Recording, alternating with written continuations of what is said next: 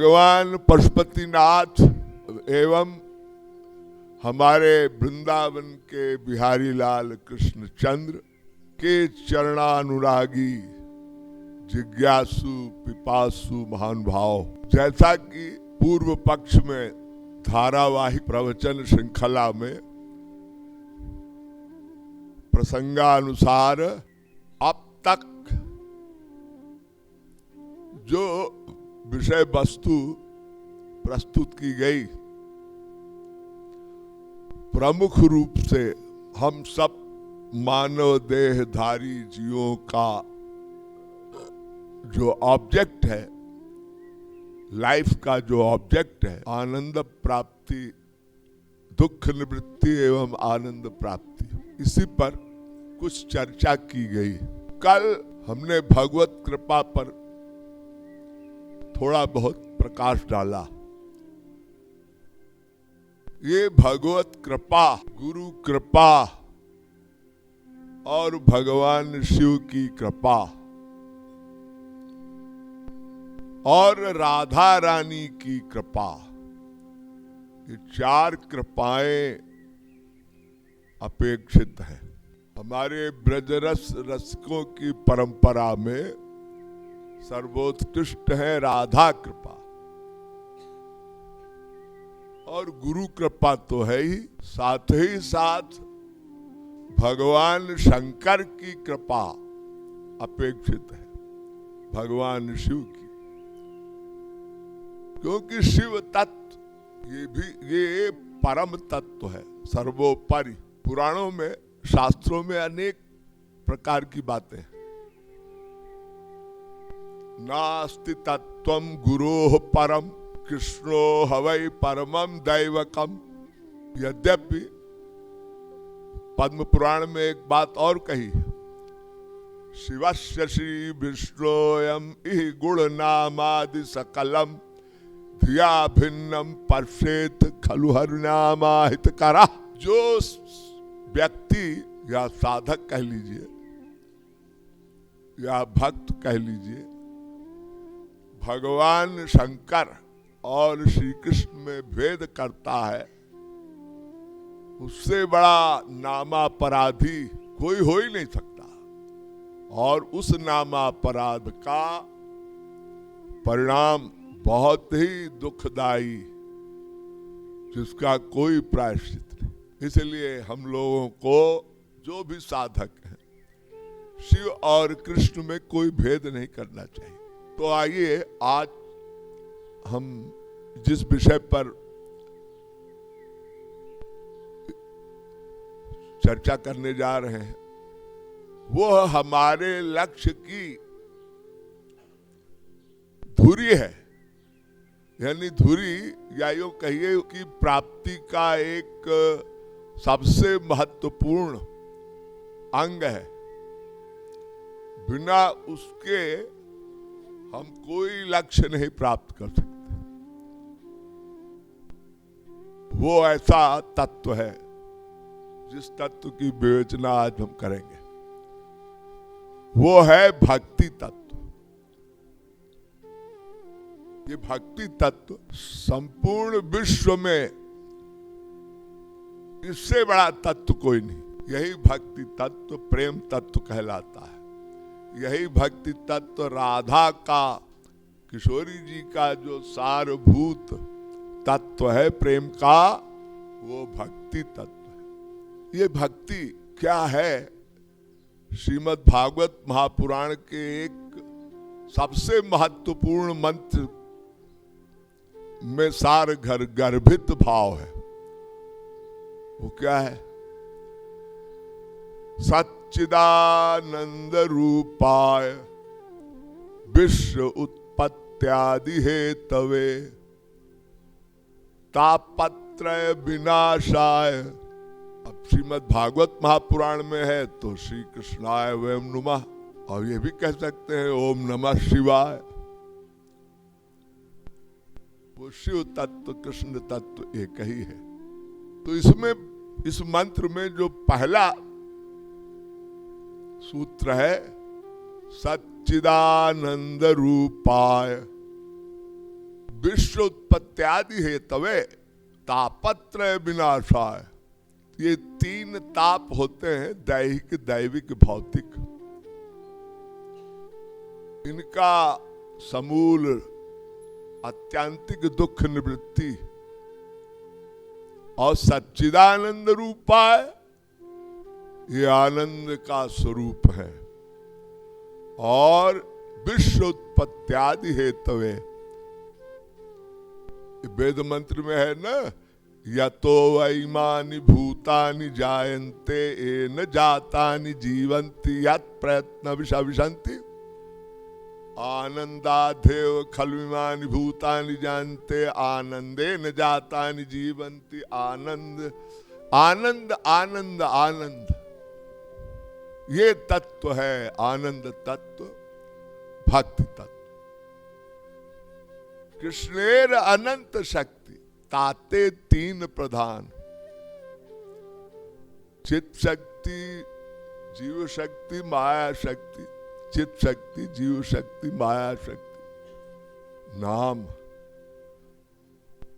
विश्व शक्ति परा प्रोक्ता क्षेत्रज्ञाख्या तथा परा अविद्या कर्म संज्ञान्या तृतीया शक्ति ऋष्यते ह्लादिनी संघिनी संवित्वयेका सर्व संशय ह्लाद तापकारी मिश्रानो गुण वर्जिते।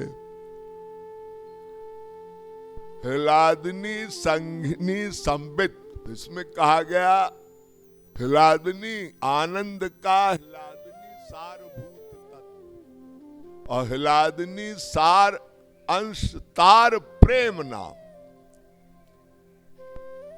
गौरांग महाप्रभु जी कह रहे ह्लादिनी सार अंश तार प्रेम नाम। वो प्रेम, वो जो प्रेम शब्द आया है वो भक्ति है। आनंद का भी सारभूत तत्व ह्लादिनी, आदि शक्ति, योग माया शक्ति कह लीजिए। पुराणों में बड़ा मतांतर है। शिव पुराण में एक मंत्र है, शिव पुराण में इसका बड़ा विस्तार किया है। भगवान शिव से आदि शक्ति का प्राकट्य हुआ, लेकिन वो एक राधा तत्व है, वो हमारे श्री कृष्ण का स्वरूप है, प्रेम का स्वरूप। तभी राधोपनिषद और कई उपनिषदों में मंत्र आया है, देहे नैका क्रीडनार्थम द्विधा भूत। ये प्रेम के प्राकट्य हेतु भगवान श्री कृष्ण एक से दो बन गए, राधा बन गए। और राधा तत्व अद्वितीय है। तो इस प्रकार ये मंत्र बता रहा है कि सच्चिदानंद रूपाय, सच्चिदानंद रूपाय। जी हाँ, सत का स्वभाव है कर्म, चित्त का स्वभाव है ज्ञान, आनंद का स्वभाव है भक्ति। ये तीनों को विभक्त कर दिया भगवान का सच्चिदानंद रूपाय।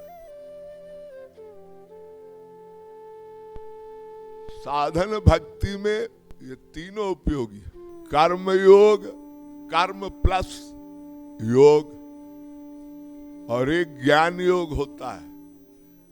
निर्गुण निराकार ब्रह्म, ब्रह्म के दो रूप है ना, द्वैवाव ब्रह्मणो रूपे मूर्तम चैवा अमूर्तम च।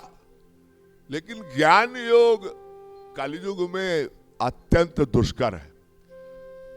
श्रीमद् भगवत गीता में भगवान श्री कृष्ण 12वें अध्याय में एक मंत्र में स्पष्ट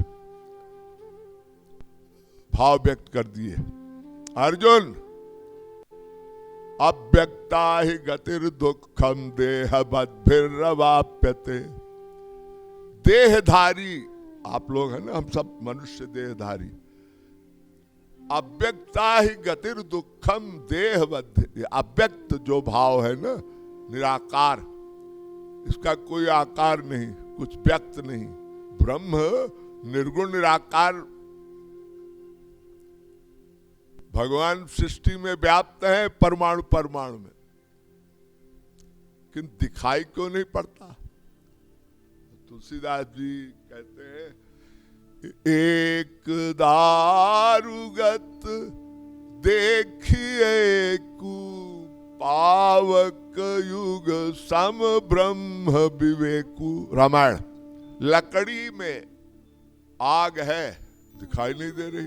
अतिशय रगड़ करे जब कोई, अनल प्रकट चंदन से होई। उसी चंदन में, चंदन शीतलता का प्रतीक। प्राचीन काल में यज्ञ में दिया सलाई माचिस लाइटर नहीं लगाया, अरण्य को रगड़ा जाता था। अतिशय रगड़, तो रगड़ने से आग उत्पन्न होती थी, उससे यज्ञ होता था, यज्ञ की अग्नि आहुति देते थे। तो करत करत अभ्यास के जड़मति होत सुजान। तो ज्ञान कर्म चित सत चित आनंद, सत कर्म का प्रतीक, चित ज्ञान का प्रतीक और आनंद भक्ति का प्रतीक। तो हमें अभी धारावाहिक प्रवचन में कुछ प्रसंग अवशिष्ट रह गया। हम समय के अभाव के कारण हम बहुत से तथ्यों को आप लोगों के समक्ष उजागर नहीं कर पाए। कर्म, कर्मयोग, कर्म संन्यास, ये सब ब्रह्म का स्वरूप क्या है, ये सब सब्जेक्ट समझना अनिवार्य है, लेकिन बहुत संक्षेप में ये भक्ति तत्व में सब आज हम थोड़ी बहुत विवेचना करेंगे। तो ये तीन जो कर्म, ज्ञान और भक्ति, ये वेदों में 1,00,000 वेद की 1,00,000 ऋचाएं हैं। ऋग्वेद, यजुर्वेद, सामवेद, अथर्ववेद। तो इसमें कर्म, ज्ञान और भक्ति का निरूपण है। 1,00,000 मंत्र में 80,000 मंत्र कर्म पर है और 20,000 में ज्ञान कांड और भक्ति कांड है। तो जरा आप सोचिए कि कर्म का निरूपण इसलिए किया गया कर्म कांड का कि ये संसार के कर्म पर ही आधारित है। संसार जो है कर्म भूमि है। ये सृष्टि जो चल रही है कर्म के आधार। आप लोग सभी जानते हैं धर्म, अर्थ, काम, मोक्ष, जो वर्णाश्रम धर्म है, ये 4 हैं। चारों कंपलसरी हैं इस जीवन के लिए, क्योंकि ये शरीर चलाने के लिए ये भी परमावश्यक है। धर्म, अर्थ, काम, मोक्ष। अगर ये न हो तो शरीर चलेगा ही नहीं। इसलिए महापुरुषों ने, जितने हमारे ऋषि मुनि तपस्वी थे, इन्होंने, सप्तर्षियों ने, ब्रह्मर्षियों ने भगवान के इन वेद की ऋचाओं में भगवान से प्रार्थना की कि कर्म का जो निरूपण विशेष हो, और भक्ति तो जो परम भाग्यशाली है, ये भक्ति ऐसे नहीं मिलती। भक्ति का निरूपण बड़ा दुर्लभ है। क्लेश अग्नि शुभदा मोक्ष लघुता कृत सुदुर्लभा। ये यदा कदा जन्मांतर सहस्त्रेषु तपो ध्यान समाधि भी नराणाम क्षीण पापानाम कृष्ण भक्ति प्रजायते।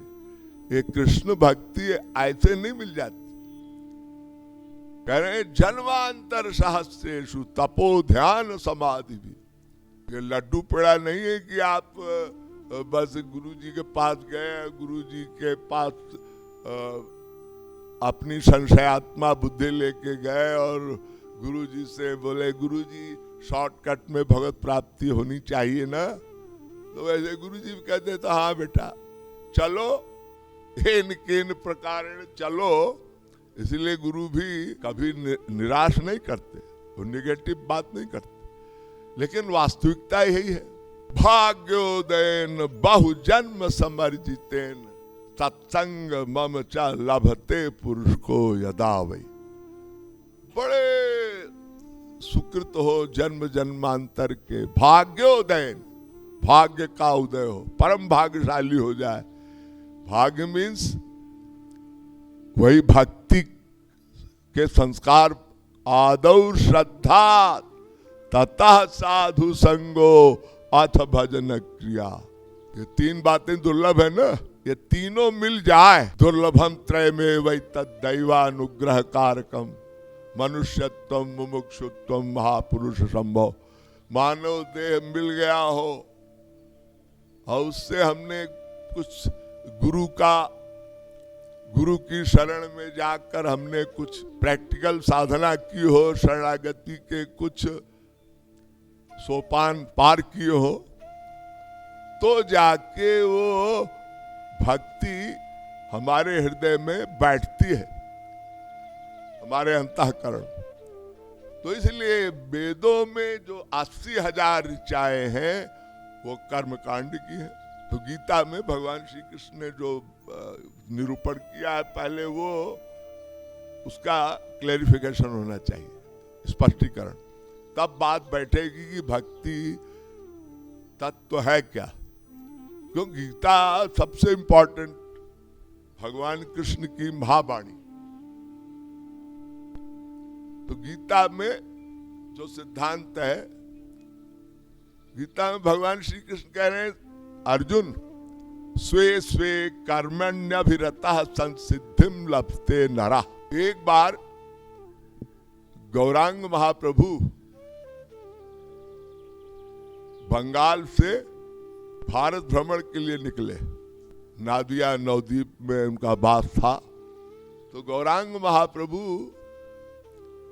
राय रामानंद जी एक बहुत बड़े महापुरुष, बड़े विद्वान, वो राजा भी थे, और वो विरक्त होकर उन्होंने गुरु कृपा से भक्ति में टॉप के महापुरुष माने जाते थे।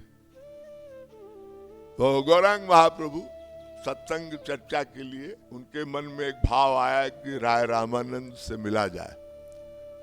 वो राय रामानंद से मिलने गए तो राय रामानंद ने बहुत स्वागत किया, महाप्रभु को आसन पर बिठाया, उनकी बहुत वंदना अर्चना की। तो महाप्रभु ने कहा, भाई राय रामानंद, हमारा तुम्हारा प्रेम तो एक एग्जाम्पल है। अवतार काल में महाप्रभु का और राय रामानंद का एक विशिष्ट प्रेम था। तभी उन्होंने चर्चा की कि राय रामानंद, आज हम उस परम तत्व की प्राप्ति के जो जो भी उपाय हैं, साधन हैं, उस पर कुछ सत्संग चर्चा करेंगे। तो राय रामानंद ने कहा, महाराज आपकी जैसी इच्छा, जैसी आज्ञा। तो महाप्रभु ने कहा, अच्छा बताइए, वो जो सबसे उत्तम प्रेम तत्व है उसके निरूपण, उसका निरूपण आप थोड़ा सा करें, थोड़ा भाव स्पष्ट करें। तो राय रामानंद को लगा कि महाप्रभु जी आज ऐसा प्रश्न क्यों कर रहे हैं। तो राय रामानंद ने कहा, प्रभु आपकी आज्ञा है तो हम थोड़ा बहुत क्लैरिफिकेशन कर रहे हैं। तो उन्होंने पहले यही सूत्र गीता का मंत्र उच्चारण किया, स्वे स्वे कर्मण्यभिरतः संसिद्धिम लभते नरा। मनुष्यों को वर्णाश्रम धर्म का पालन करना चाहिए। ये धर्म, अर्थ, काम, मोक्ष, और ये 4 वर्ण है, ब्राह्मण, क्षत्रिय, वैश्य, शूद्र। इनके लिए ये चारों अलग अलग बताया गया है। ब्राह्मण के लिए अलग, वैश्य के लिए अलग, शूद्र के लिए अलग। ब्राह्मण, क्षत्रिय, वैश्य, शूद्र 4 वर्ण हैं। तो राय रामानंद जी ने कहा महाराज वही व्यवस्था, 25 वर्ष तक लगभग ब्रह्मचर्य का पालन कोई करे, उसके बाद गृहस्थ आश्रम में प्रवेश करे और 50 वर्ष की आयु में वानप्रस्थ को चला जाए सब छोड़ के, और उसके बाद वो सन्यास ले ले, पति पत्नी अलग हो जाओ, कोई किसी का नहीं। परलोक मार्गे धर्मानुगो गच्छति जीवेका। महाप्रभु जी ने कहा भाई ये क्या तुमने इतनी निम्न स्तर की बात हमको बताई। अरे हम ये तो संसार में सभी जानते हैं, ये सब तो सामान्य जो नागरिक है वो तो सब करते ही है, कोई अच्छी बात बताओ। तो राय रामानंद जी ने कहा महाराज इससे अच्छी बात, तो उन्होंने थोड़ा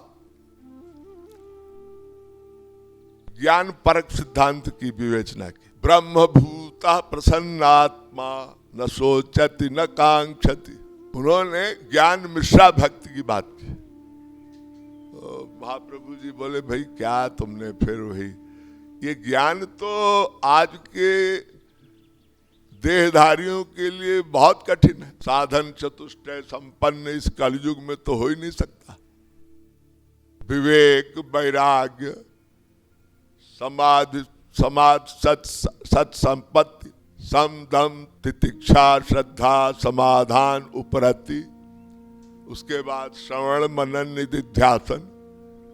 गीता में पहले ही भगवान श्री कृष्ण कह चुके हैं अव्यक्ता ही गतिर दुखम देहवद्भिर्वाप्यते। कलयुग में इतनी कम आयु में कोई इतना बड़ा तप कर डाले तो असंभव प्रतीत होता है। कोई अच्छी बात बताओ जो कलयुग के देहधारियों के लिए सुलभ हो। तो उन्होंने फिर ज्ञान मिश्रा भक्ति को थोड़ा सा और रिफाइंड किया। तो उन्होंने कहा महाराज भक्त्या मां भिजानाति भक्त्या त्वनन्या शक्य अहमेव विधोर्जुन। भक्त्या मां भिजानाति यावान यस्यास्मि तत्त्वतः ततो मां तत्त्वतो ज्ञात्वा विश्ते तदनंतरम। ये भक्ति से ज्ञातुम दृष्टुम च प्रवेष्टुम, यानी वो ज्ञान में भक्ति का आवरण, भक्ति में ज्ञान का आवरण। तो महाप्रभु जी ने कहा तो बिल्कुल अन्याभिलाषिता शून्यम ज्ञान कर्माद्यनावृतम। ये बात ज्ञान और कर्म का आवरण हो किसी भक्ति में, ये बात जमती नहीं। फिर राय रामानंद फिर चक्कर खाए। तो राय रामानंद ने गीता का जो अंतिम सूत्र है सर्वधर्मान परित्यज्य मामेकम शरणम ब्रज, ये सब धर्म कर्म ज्ञान सबका परित्याग करके केवल भगवान की शरण में जाना, ये सबसे बड़ा इंपॉर्टेंट सूत्र है, सिद्धांत है।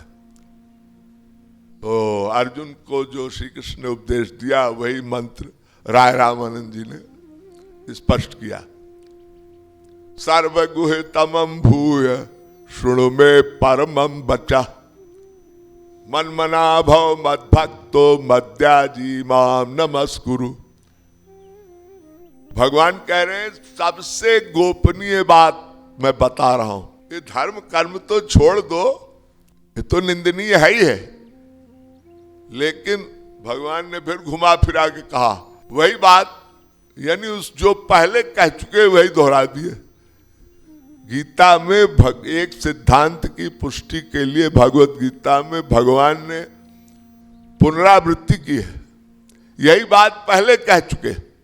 अनन्यास चिंतयन्तो मां ये जनाः पर्युपासते। तेषाम नित्याभियुक्तानाम योगक्षेमं वहाम्यहम्। अब बात तो ही आ गई। सब धर्म कर्म छोड़कर अनन्य भाव से मन बुद्धि का समर्पण करते हुए मय्येव मनाधस्तम, माई बुद्धि निवेश है। गीता के 12वें अध्याय में भगवान श्री कृष्ण ने इसकी बहुत सुंदर व्याख्या की।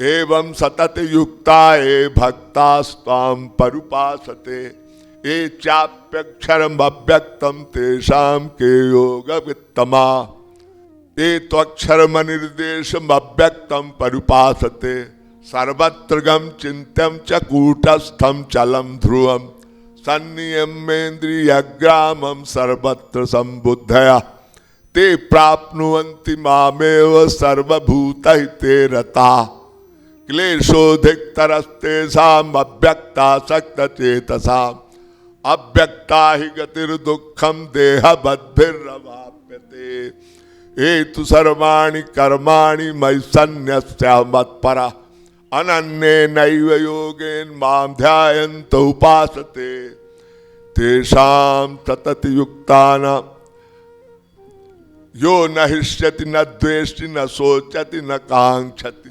शुभाशुभ परित्यागी भक्तिमान्य, मदर्थमपि कर्माणि कुर्वन् सिद्धिमवाप्स्यसि, अथैतदप्य शक्नोषि कर्तुं मद्योगमाश्रितः, श्रेयो ज्ञानं भ्यासाद् ध्यानार्थ्यानं विशिष्यते, ध्यानात् कर्म फलत्यागस् अभ्यास संयोगेन ततो मामिच्छाप्तुम धनंजय, अभ्यासेप समर्थोसि मत्कर्म परमो भव। भगवान श्री कृष्ण कह रहे हैं ऐसा भक्त हो जो न हृष्यति न द्वेष्टि न शोचति न कांक्षति,